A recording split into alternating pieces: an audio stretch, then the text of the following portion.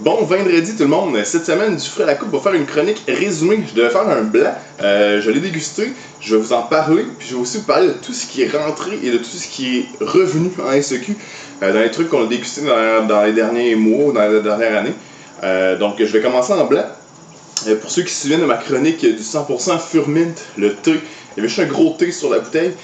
C'est rentré, c'est à 15,15 présentement à la SEQ. Donc vous pouvez aller retourner vous en chercher. Même chose pour la Umbra, le chardonnay roumain, qui était vraiment bien fait, bien équilibré, avec une petite minéralité en fin de bouche. À 12$ et quelque chose, ça vaut vraiment la peine d'aller s'en chercher. Ensuite, le vin que j'ai goûté, ça s'appelle Echo. Pour ceux qui connaissent les Vino Verde, donc pour ceux qui ont déjà bu la Velleda, le Gazélea, qui est pas mal les deux plus gros en SEQ, on parle d'un produit qui est quand même dans le même style. Pourquoi? Parce qu'on a un petit côté justement perlant en bouche, on a un léger sucre, mais vraiment léger, une bonne acidité en fin de bouche. Ça s'appelle Echo. C'est canadien, c'est fait en Ontario. On est sur quelque chose qui est dans le fond du Vidal et du Chardonnay. Vraiment un beau produit, pour encore là, on est à 10,95 de mémoire. Une autre chose qui est rentrée en bonne quantité, le Douglas Green. Fait que courez vous en chercher. Nous autres à la SEQ Jean Lesage, on essaie d'en commander le plus possible. C'est sûr qu'on n'a pas des quantités incroyables, puis les restaurateurs en commandent aussi beaucoup. Donc courez vous chercher ça. Un autre produit que j'ai dégusté aussi, le Jarlsberry. C'est un Riesling hongrois à 11$ quelque chose. Vraiment bien fait pour ceux qui sont habitués de boire le Rieflé, qui est un produit dans le fond Riesling alsacien. C'est dans le même style, très bien fait pour 11$, sérieusement, ça vaut la peine.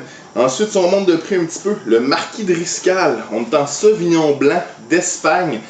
Super Sauvignon blanc, si vous êtes amateur de Sauvignon blanc de Nouvelle-Zélande, mais vous avez fait le tour, puis vous cherchez autre chose, allez là-dessus, c'est très bien fait, en délicatesse, en finesse, à 18$.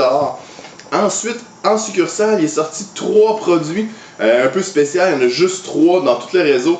C'est du Xarello, mais sans bulle.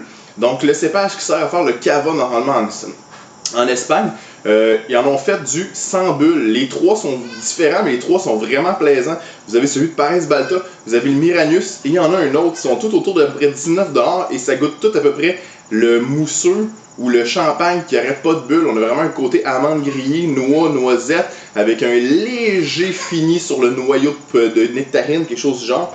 Ensuite, en rouge, Vigna Zacco, c'est rentré, donc le Tempranillo 100% à 14% d'alcool qui ressemble un peu au Paso à Paso. C'est rentré, on est à 17$. Et un autre rouge que j'ai dégusté il y a pas longtemps qui était vraiment très bon.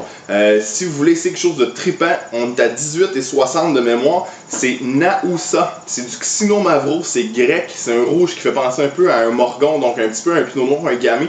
C'est super trippant. Courez vous chercher ça. Vous inquiétez pas, je vais tout mettre les codes de produits SEQ de tout ce que je viens de vous décrire dans le listing qu'il va y avoir en dessous du vidéo. Et on se revoit dans 2 semaines pour un rouge. Bonne dégustation!